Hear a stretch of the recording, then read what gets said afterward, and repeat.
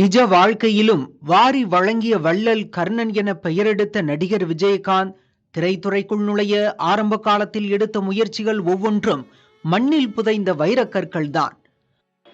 Photo எடுக்கணும்னு master காசியார் உங்கள்கிட்ட அனுப்பி விட்டார். நீங்கள் எனக்கு நல்ல படங்களை எடுத்து கொடுத்தீங்கன்னா நான் உங்களை வாழ்நாள் பூரா நினைக்கிறார். ஏதோ எனக்கு தெரிஞ்சதை சிறப்பாகவே செஞ்சு தர்றேன் அப்படின்னு.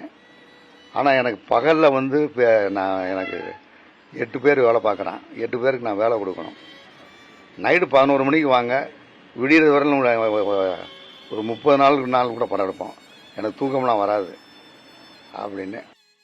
மதுரை ஆரப்பாளையம் பகுதியில் இயங்கும் ராசி டிஜிட்டல் ஸ்டுடியோவில் பணியாற்றிய ஆசை தம்பி விஜயகாந்துடன் 1976ஆம் ஆண்டு பணியாற்றிய அனுபவத்தை தான் இப்படி பகிர்ந்து கொண்டார். ராசி டிஜிட்டல் ஸ்டுடியோவில் அவர் எடுத்துக்கொண்ட புகைப்படம் திரைத்துறையில் நுழைவதற்கும் அவருக்கு ராசியை ஏற்படுத்தி கொடுத்தது. நீங்கள் ரைஸ் மில்ல வேலை ஆகிறிய, வேலை பார்த்துட்டு 6 மணிக்கு மேலே தான் வரணும். அதுக்கெல்லாம் உங்களை ஆயத்தமாகிக்கிட்டு வாங்க. நான் படம் எடுக்கிறது நான் எடுத்துருவேன். நீங்கள் உங்கள் ஃபேஸ் கொஞ்ச நேரமாக தூங்கி அதை எக்ஸ்பிரஸ் பண்ணுற மாதிரி இருந்தால் தான் நல்லா இருக்கும்.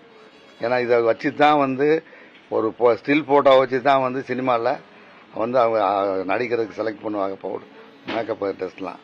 அதனால் அதுக்கு தக்கவரை வாங்க. அதுக்கு ஒத்துழைப்பு கொடுத்தீங்கன்னா உங்கள் காசு பணம்லாம் எனக்கு தேவையில்லை, என்னை நினச்சிக்கிருந்தீங்கன்னா போதும்னு. அது அவர் எனக்கு கரெக்டாக செஞ்சார். அவர் ஒத்துழைப்பு கொடுத்தாரு.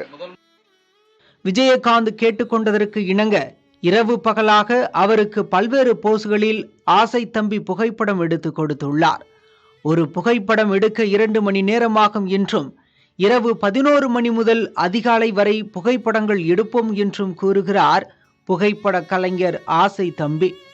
அதான் அவர் பேட்டி முன்னாடி பொம்மை புத்தகத்தில் கொடுத்தாரு. பொம்மை புத்தகம் தேடி எடுக்கணும்.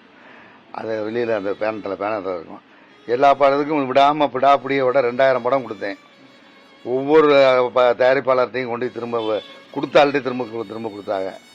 அதுக்கு சப்போர்ட் பண்ணவங்க அந்த நேரத்தில் மதுரை அதை சுற்றி இருந்த இளையராஜா, கங்கை அமரன், இவங்க பூரா மதுரைக்கார ஆளுங்க.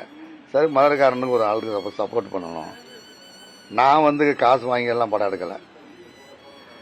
அவர் சக்ஸஸ் ஆகணும், அதுக்கப்புறம் நம்மளை நினைச்சா போதும்.